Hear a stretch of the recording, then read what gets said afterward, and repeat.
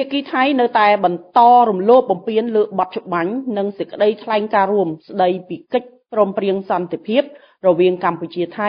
ដែលភាគីទាំងពីរបានចុះហត្ថលេខាកាលពីថ្ងៃទី26ខែតុលាឆ្នាំ2025ដោយបន្តធ្វើសកម្មភាពឈ្លានពានប្រដាប់អាវុធជាថ្មីមកលើបូរណភាពទឹកដីកម្ពុជាដោយប្រើប្រាស់កម្លាំងយោធាចាប់តាំងពីថ្ងៃទី7រហូតមកដល់ថ្ងៃនេះការប្រើប្រាស់សភាវុធធុនធ្ងន់គ្រប់ប្រភេទរបស់ប្រទេសថៃរួមទាំងការប្រើប្រាស់យន្តហោះចម្បាំង F-16 ទម្លាក់គ្រាប់បែកចង្កោម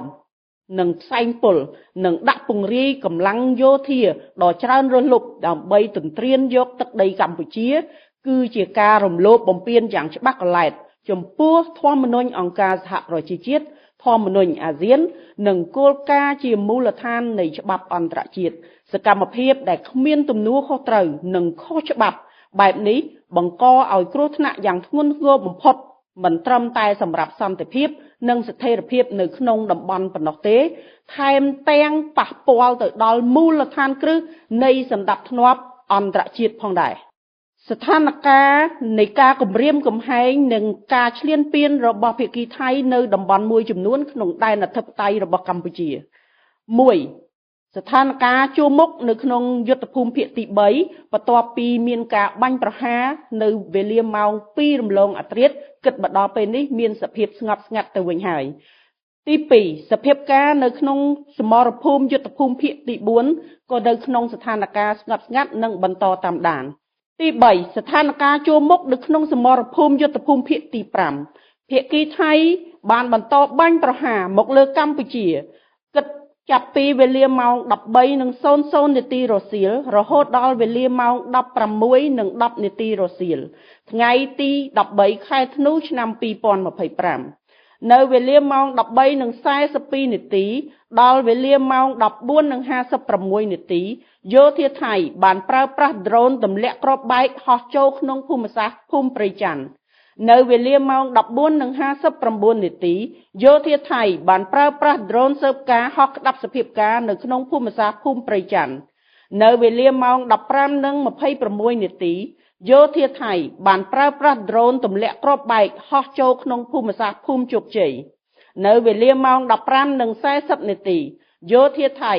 បានប្រើប្រាស់យន្តហោះចម្បាំងប្រភេទ F-16 ទម្លាក់គ្រាប់បែកចំនួន1គ្រាប់នៅភូមិសាស្ត្រស្ពានជ័យជំនះចាស់ស្ពានមេទឹក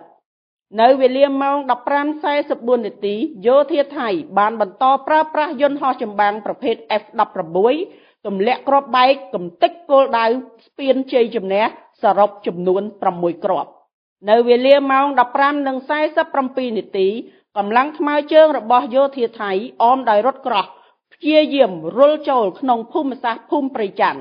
នៅវេលាម៉ោង 16:00 នាទីរសៀលយោធាថៃបានបន្តប្រើប្រាស់យន្តហោះចម្បាំងប្រភេទ F-16 ទម្លាក់គ្រាប់បែកមួយគ្រាប់ទៀតនៅក្នុងភូមិសាស្ត្រភូមិព្រៃច័ន្ទនៅវេលាម៉ោង 16:00 នាទីយោធាថៃបានបន្តប្រើប្រាស់យន្តហោះចម្បាំង F-16 ទម្លាក់គ្រាប់បែកមួយគ្រាប់ទៀតផងដែរចំពោះស្ថានភាពនៅក្នុងភូមិសាស្ត្រដទៃទៀតនៅមានសភាពស្ងប់ស្ងាត់និងបន្តតាមដាននៅឡើយក្រសួងការពារជាតិទាមទារឲ្យភាគីថៃបញ្ឈប់ជាបន្ទាន់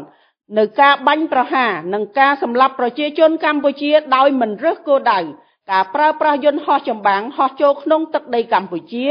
ដែលមិនត្រឹមតែជាការរំលោភបំពានដ៏ធ្ងន់ធ្ងរបំផុតលើអធិបតេយ្យបូរណភាពទឹកដីកម្ពុជានិងច្បាប់អន្តរជាតិប៉ុណ្ណោះទេប៉ុន្តែថែមទាំងមានការបាញ់ផ្លោងទម្លាក់គ្រាប់បែករួមទាំងគ្រាប់បែកចង្កោមដោយមិនរើសអើងនិងមិនសមាមាត្រហើយធ្វើឲ្យគ្រោះថ្នាក់ដល់អាយុជីវិតសុវត្ថិភាពរបស់ប្រជាជនស៊ីវិលស្លូតត្រង់កម្ពុជានិងបំផ្លិចបំផ្លាញដល់ទ្រព្យសម្បត្តិហេដ្ឋារចនាសម្ព័ន្ធស៊ីវិលប្រាសាទបុរាណជាទីសក្ការៈមរតកមនុស្សជាតិដូចជាសាលារៀនស្ពានថ្នល់មន្ទីរពេទ្យវត្តអារាមផ្ទះសម្បែងផ្សារប្រាសាទព្រះវិហារប្រាសាទតាក្របីដែលជានឹងទីតាំងសាធារណៈដទៃផ្សេងទៀតរាប់មិនអស់